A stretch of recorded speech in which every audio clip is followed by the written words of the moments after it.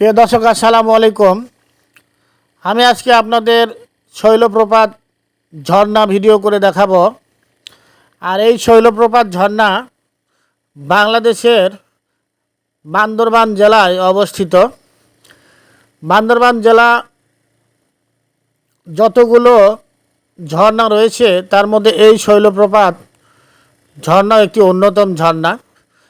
আজকে আমি আপনাদের এই ঝর্ণা ভিডিও করে দেখাবো। দেখেন, এখানে লেখা আছে শৈলপ্রপাত ঝর্ণা। এটা কিন্তু গেট, মেন গেট। এখান থেকে নিচে নামতে হবে। দেখেন চারিদিকে এত সুন্দর সবুজ সমারোহ। দেখেন এখানে লেখা আছে শৈলপ্রপাত।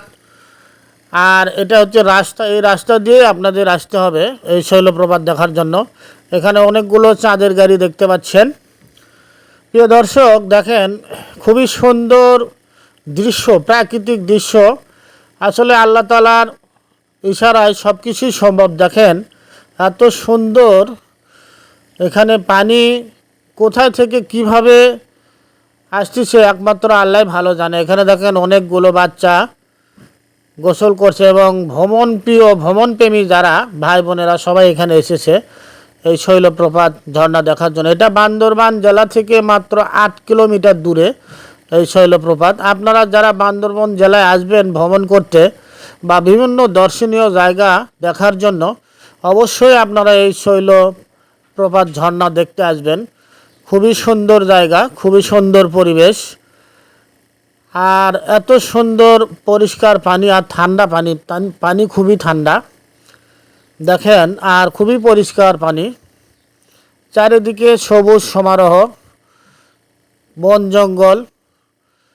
আর এটা আপনারা দেখতে পাচ্ছেন সিঁড়ি আকারে। এখানেও বসে থাকার, যারা এখানে আসেন তারা এখানে বসে থাকেন, বিশ্রাম নেন। দেখেন উপর থেকে আমি আপনাদের ভিডিও করে দেখাচ্ছি নিচে। এত সুন্দর লাগে দেখতে। আর এখানে সেলফি তোলার জন্য, ছবি তোলার জন্য খুবই সুন্দর জায়গা। এত সুন্দর পরিবেশ যা আপনারা না আসলে, না দেখলে বিশ্বাসই করবেন না। প্রিয় ভাই, ভ্রমণপ্রেমী ভাই ও বোনেরা, আপনারা যারা ভ্রমণ করতে পছন্দ করেন, বিভিন্ন দর্শনীয় স্থান দেখতে পছন্দ করেন, অবশ্যই এই জায়গাতে আসবেন। খুবই সুন্দর জায়গা আর খুবই সুন্দর পরিবেশ। এখান থেকে উপর দিকে উঠতে হয়। দেখেন এটা কিন্তু সিঁড়ির নিচে নামা এবং উপরে ওঠার জন্য। তো আমার ভিডিওটি কেমন লাগলো অবশ্যই লাইক কমেন্ট করে জানাবেন। আমি আজকের মতো বিদায় নিচ্ছি। আগামীতে নতুন কোনো ভিডিও নিয়ে হাজির হব।